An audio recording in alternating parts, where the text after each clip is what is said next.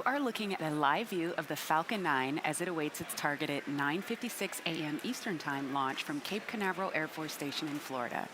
Good morning. It's November 11th here at SpaceX headquarters in Hawthorne, California.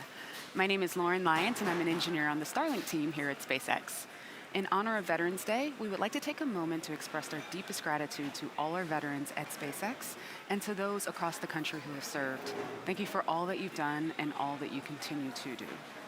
Every launch is an exciting launch, but today's launch represents some particularly notable milestones for SpaceX. First, today's launch will be the first time we're reflying a Falcon 9 booster for the fourth time. This booster previously flew on Iridium 7, Salcom 1A, and PSN 6. Following today's flight, we'll be attempting to recover it for a fourth time on our drone ship, Of Course I Still Love You, out in the Atlantic Ocean. Second, this is the first time we'll be flying a recovered fairing. This fairing previously flew on the Falcon Heavy Arabsat mission earlier this year. And last but not least, of course, we'll be launching another 60 Starlink satellites to orbit. These 60 new satellites will make Starlink one of, if not the largest satellite constellation to date. We'll talk more about these new satellites later on in the webcast. Lots of exciting stuff going on for today's mission, but let's take a closer look at Falcon 9 on the pad. Right now, we are looking at a live view of Falcon 9, our 70-meter, two-stage, liquid-fueled launch vehicle. The bottom two-thirds of the vehicle is the first stage, and this is what accelerates the vehicle through the Earth's atmosphere to the edge of space with the help of 9 Merlin engines. Today, we're going to be flying this first stage for a fourth time and also attempting its fourth recovery on our drone ship, Of Course I Still Love You, which is currently stationed about 340 nautical miles northeast of the Cape, off the coast of Charleston, South Carolina. Above the first stage is the second stage, which has a single Merlin vacuum or MVAC engine, and that engine ignites after the first stage separates. The second stage is what will carry the Starlink satellites to an altitude of 280 kilometers above the Earth's surface. And from there, over the course of the next few weeks, the satellites will use their onboard Krypton propulsion system to move up to their operational altitude of 550 kilometers. Now, the stack of those 60 Starlink satellites is safely tucked away inside the 17-foot diameter payload fairing, which is that part at the very top. Once we reach the vacuum of space, we will jettison the fairing as the second stage continues on its journey to orbit. And as I mentioned earlier, we are flying our very first reuse fairing, which is super cool because this is the first time anyone that we're aware of has ever attempted to refly a fairing. And for those of you who follow us, you know we've been working towards this milestone for a while, so we're super excited to finally try it. Now, we're not going to attempt to catch the fairing halves today as originally planned because the team had some concerns about stress to the ships in high seas prior to launch, but we're planning to retrieve the halves once they splash down in the ocean. So again, there's lots of activity today, so let's check in with Jessie for a status update. My name is Jessie Anderson, and I'm a lead manufacturing engineer here at SpaceX. All is looking good for an on-time launch of today's exciting Starlink mission. Falcon 9 rolled out to the pad with the payload last night and went vertical this morning. The chief engineer held a technical poll at T-1 hour, and the launch director held a propellant load and launch go-no-go poll at T-38 minutes. Falcon 9 has been loading propellant since T-35 minutes, and currently our rocket-grade kerosene, or what we call RP1, is nearly fully loaded on the first stage, and the second stage is already fully loaded. Liquid oxygen loading is currently underway on both stages. At T-7 minutes, engine chill will begin. This is where we allow a small amount of the super chilled liquid oxygen to flow into the Merlin engine turbo pumps prior to the full flow of liquid oxygen into the vehicle to avoid any shocks to the system. Finally, at T-4.5 minutes, the transporter erector will retract away from the rocket slightly, and that'll provide clearance for Falcon 9 to lift off of the launch pad. As for the spacecraft, the Starlink satellites remain powered down until just after separation from the second stage, which will occur roughly an hour after liftoff. If you watched our first satellite launch, then you may recall that the Starlink satellites are stacked flat on top of each other and then are released simultaneously during payload deploy, followed by orbit raising. Prior to orbit raise, SpaceX engineers will conduct data reviews to ensure the Starlink satellites are operating as intended. As we noted prior to the launch, we're keeping an eye on one of the satellites that may not orbit raise. If for any reason a satellite is not performing as expected, SpaceX will deorbit the spacecraft. The components of each satellite are fully demisable and are expected to quickly burn up in the Earth's atmosphere, a measure that exceeds all current safety standards. Once the health checkouts are complete, the satellites will then use their onboard ion thrusters, powered by Krypton, to propel themselves to an altitude of 350 kilometers. Now let's take a look at the weather. And it looks like we have some great weather this morning over there in Cape Canaveral. There's a very small chance of showers and some clouds with only a 20% chance of launch violation. So we will continue to monitor this all the way down to T-0 to ensure that the weather remains good for launch, but it's looking great over there. The Air Force range is prepared to support today's mission. Waters are clear of any ships and the range continues to ensure the safety of our launch. We are continuing to count down to liftoff, but if for any reason we do have to call a hold on today's launch, we have a backup opportunity tomorrow, November 12th at 9:34 a.m. Eastern Time. But at this time, all systems are go for an on-time liftoff, approximately 8 minutes from now. So for those of you who don't already know, Starlink is SpaceX's effort to bring high-speed, low-latency broadband internet to people across the globe, particularly to areas where connectivity has been unreliable, too expensive, or completely unavailable. Most satellite internet services today come from geostationary satellites, and those are single satellites that orbit the planet at about 35,000 kilometers, covering a fixed region above the Earth. Starlink is a constellation of multiple satellites that orbit the planet at about 550 kilometers and cover the entire globe.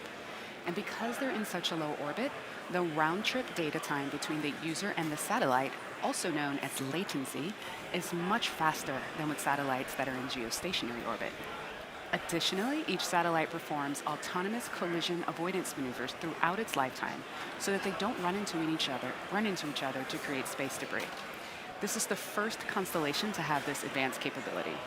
In addition, each satellite is fully demisable, meaning at the end of life, the satellite's components are expected to burn up in the Earth's atmosphere.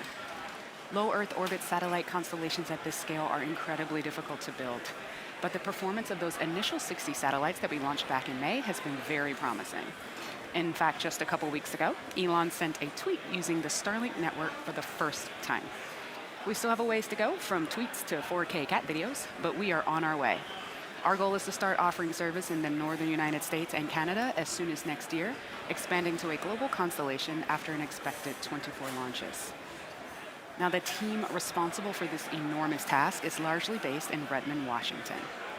The Redmond team, along with their counterparts across the company, there they are. Look at our team. Hi, guys. The Redmond team, along with their counterparts across the company, have implemented a number of upgrades for today's mission, including doubling the number of steerable phased array broadband beams, a 400% increase in data throughput per satellite, and the inclusion of a new Ka-band antenna system. Between the satellite upgrades, the first reflight of a fairing today, and this being the first fourth flight of a Falcon 9, there's a ton of cool stuff happening on today's mission, with liftoff just a few minutes from now. Currently 4.5 minutes from liftoff, Falcon 9 is moving into the final stages of the countdown. The first and second stages are both nearly fully loaded with 1 million pounds of kerosene fuel and liquid oxygen. First stage should finish propellant loading at T-3 minutes and second stage at T-2 minutes. At T-60 seconds, be sure to listen in to the call out for Falcon 9 in startup. This means that the rocket's autonomous internal flight computers have taken over the launch countdown. The Starlink payloads continue to be healthy. The Falcon 9 team is tracking no issues on the rocket. Weather is still looking amazing, and the range is green for launch. So let's go listen in to the countdown.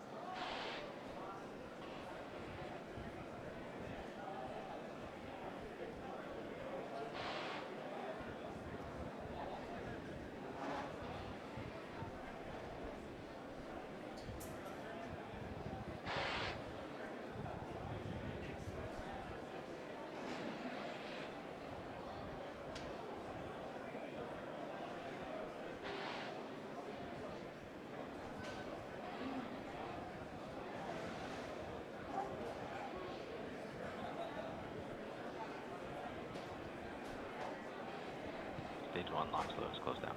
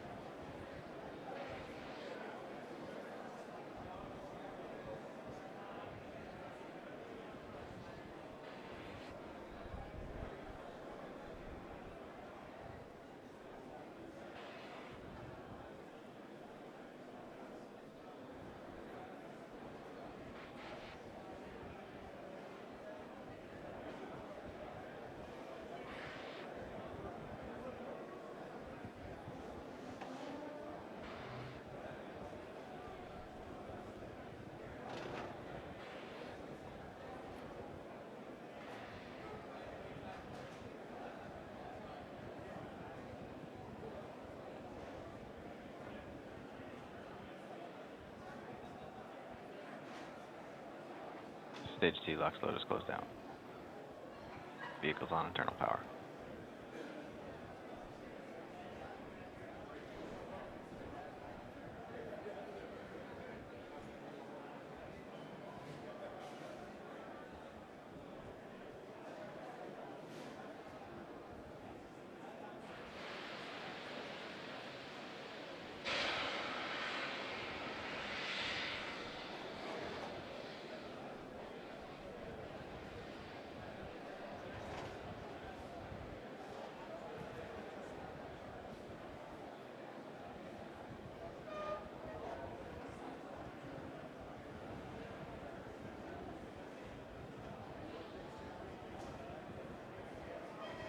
Falcon 9 is in startup.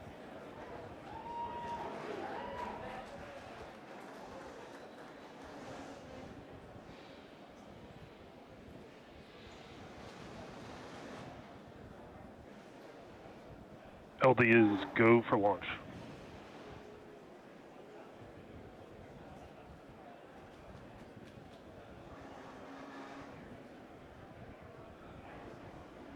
T-minus 30 seconds.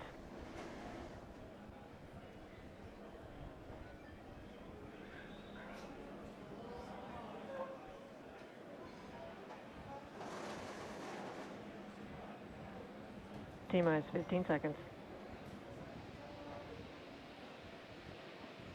10, 9, 8, 7, 6, 5, 4, 3, 2, 1, 0.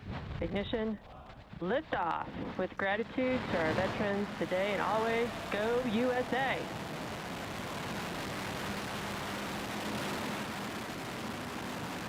Falcon 9 is pitching downrange.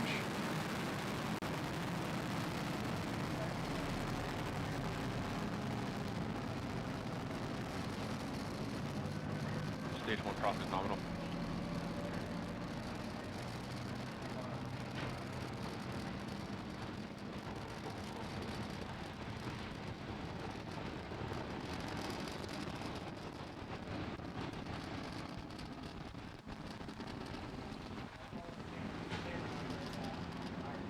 Power and telemetry is nominal.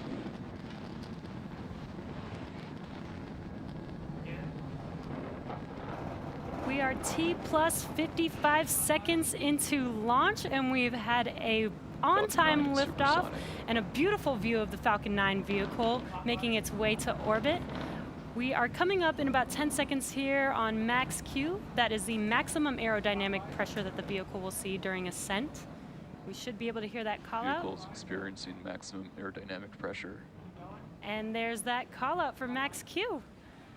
Coming up next is a rapid succession of events, starting off with main engine cutoff, or what we call MECO, followed immediately by stage separation. That's the separation of the first stage from the second stage.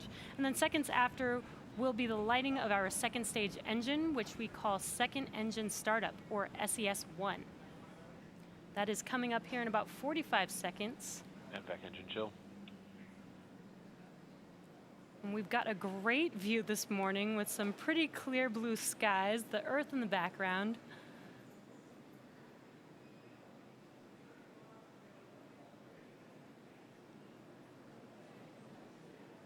Now, if you're just now joining us, we are 30 seconds away from main engine cutoff, stage separation, and SES-1.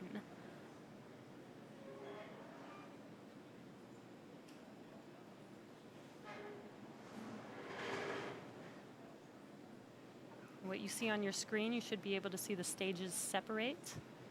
About 10 seconds here.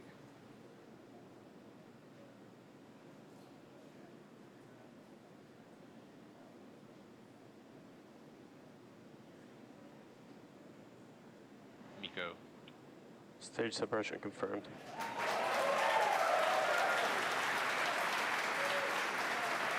There, as you saw on your left screen, we had Miko and stage separation. On your right screen, we should see that second engine startup.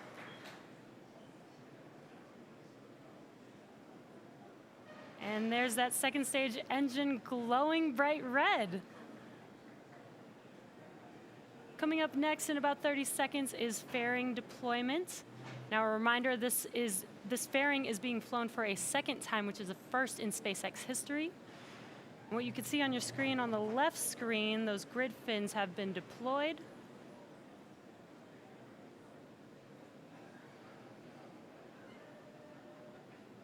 And there is our fairing Separation deployment. confirmed. This is the first reflight of our fairing, so such an exciting mission this morning already.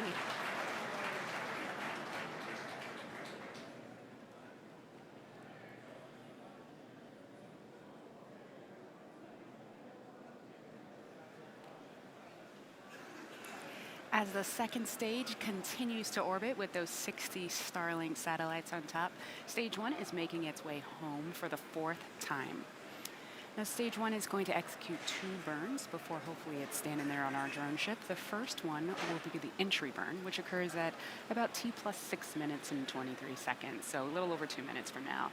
That's where we're going to relight 3 of those Merlin engines and slow the vehicle down such that it can safely re-enter the atmosphere.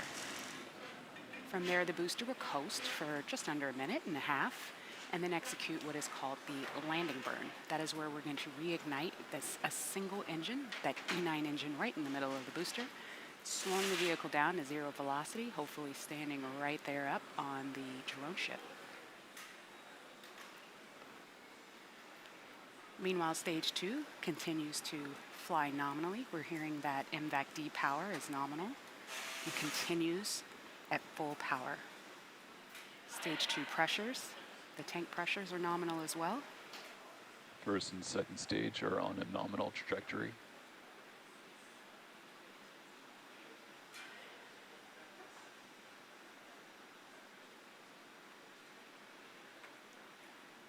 We're just over a minute away from that entry burn. Meanwhile, stage 1. Meanwhile, stage 1 continues to make its way down.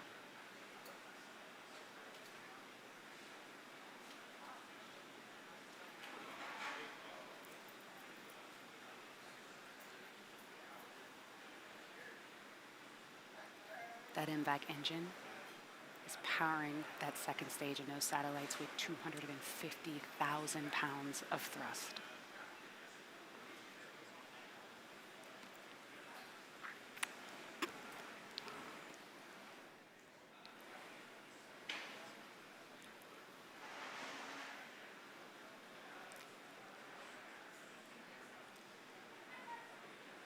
Okay, we're coming up in about 20 seconds on that entry burn. You should be able to see that on the left side of your screen.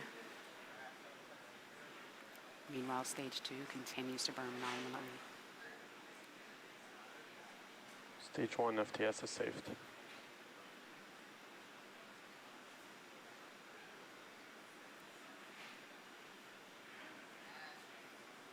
Stage 1 entry burn. And as you see, that entry burn has begun.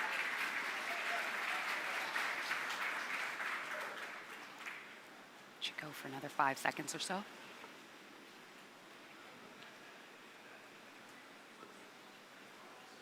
Stage 1 entry burn shutdown.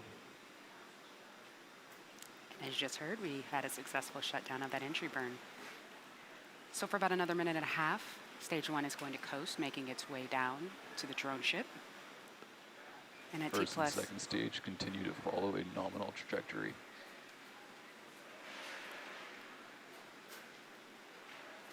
And in just under a minute, that landing burn should start.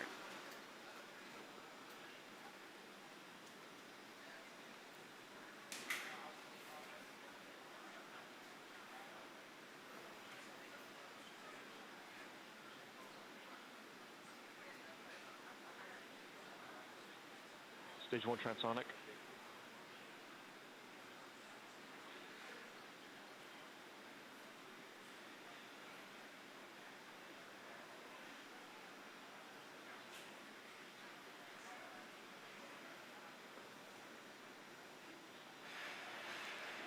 Everything continues to be nominal on stage 2. And in just under 10 seconds, that landing burn should start. Hopefully we'll get some nice on-vehicle video. Stage 1 landing burn. We don't have that video just yet, but that landing burn has started. Second stage is entered terminal guidance. Stage 1 landing leg deployed. It looks like we're not going to get video on the way down. Oh, but we have the drone ship. And wow.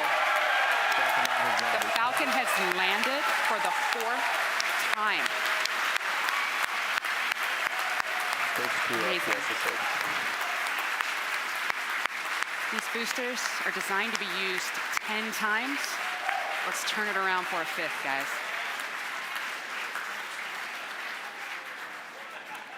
Wow. 4th landing. That is super cool. So stage 2, I believe we have had SECO 1. We're going to enter a coast phase. Before we do that, we're going to take a quick break. Sorry, it's very exciting over here. And, as we leave, we're going to have an animation that shows you where we are in the coast phase. But we're going to be back here at T plus 44 minutes. All right, we'll be back at T plus 44 minutes for a second stage relight, followed up by payload deploy. So come on back.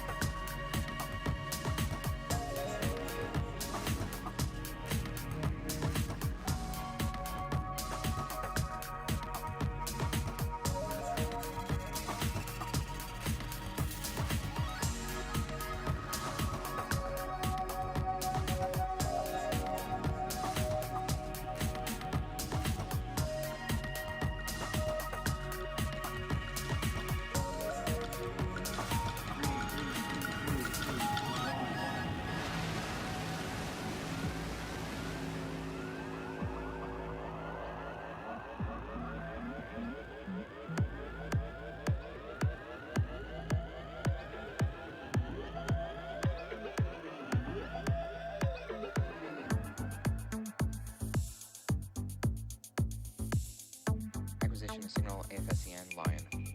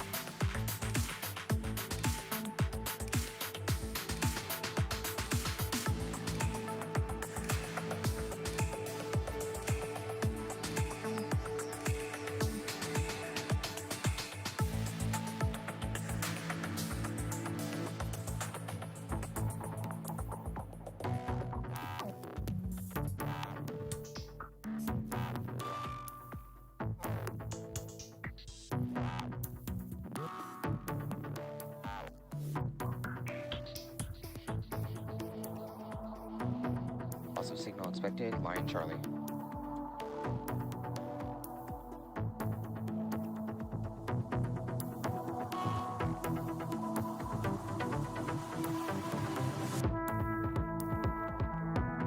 Loss of signal expected, Goonyelly.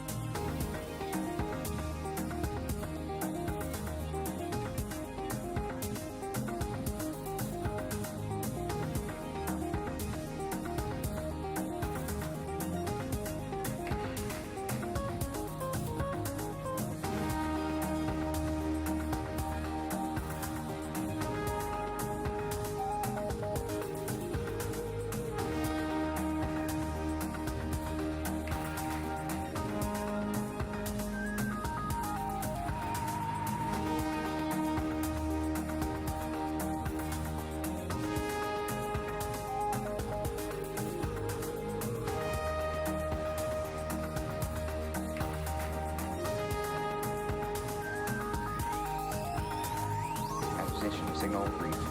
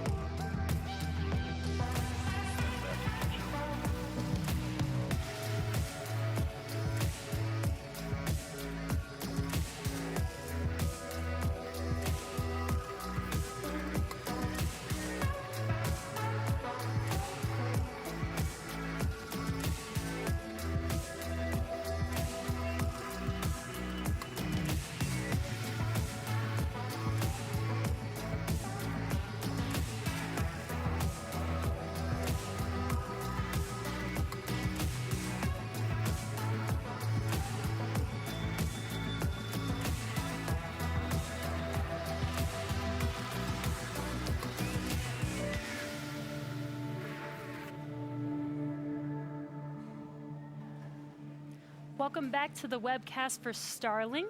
We are having a little trouble with the video on board the vehicle, but we are still getting telemetry, so you may see that video cut in and out a little bit right now. But so far we've had a on-time liftoff, completed the first reflight of a fairing, the first time that we've flown and landed a first stage booster, and we also did confirm nominal insertion or good orbit of the second stage. So coming up next is SES-2 in about 20 seconds from now. And this will be the shortest SES we've ever had, lasting just about 1 second. It's a short burn because the deployment orbit for these satellites isn't much different than our initial parking orbit, so we just need a quick burn to get us there.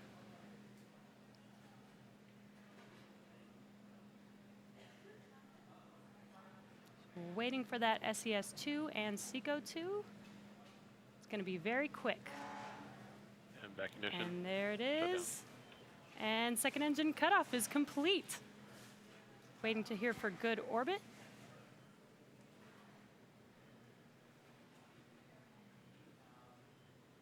Should hear that call out in a few seconds. Nominal orbit insertion for satellite deploy. And there is the confirmation of good orbit. Now that we're in a good orbit, we'll be coasting for the next 15 minutes or so. So we will be back around T+1 hour for the exciting payload deployment of our Starlink satellites.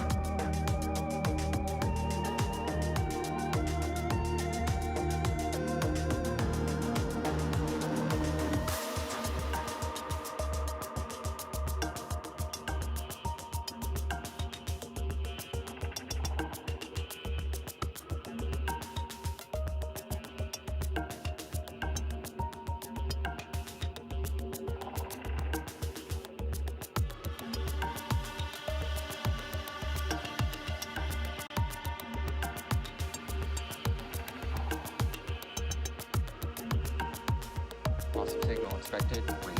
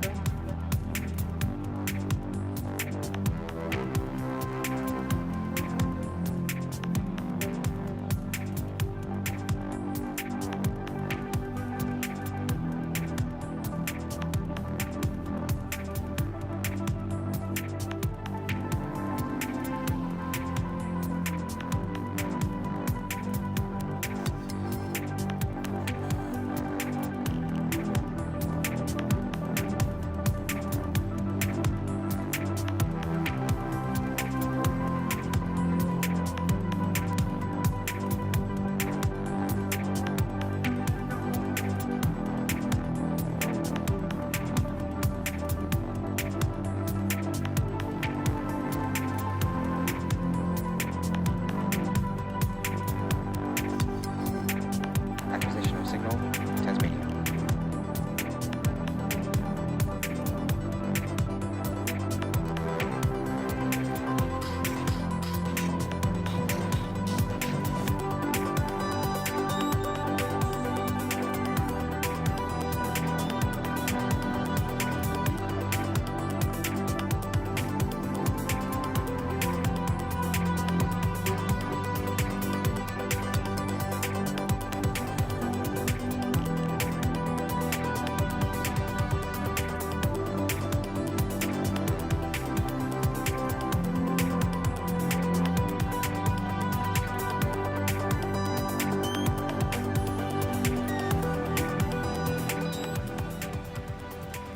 Welcome back to the webcast for Starlink. We are getting very close to deployment of those 60 Starlink satellites.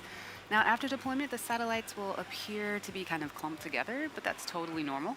As you can probably imagine, 60 separate separation systems is super inefficient.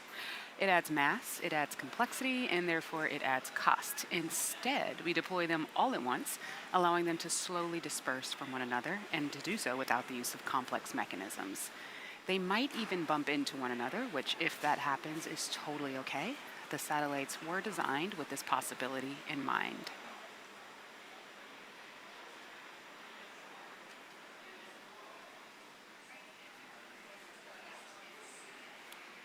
All right, we lost the video just there, but let's listen in and see if we have any word on the deployment.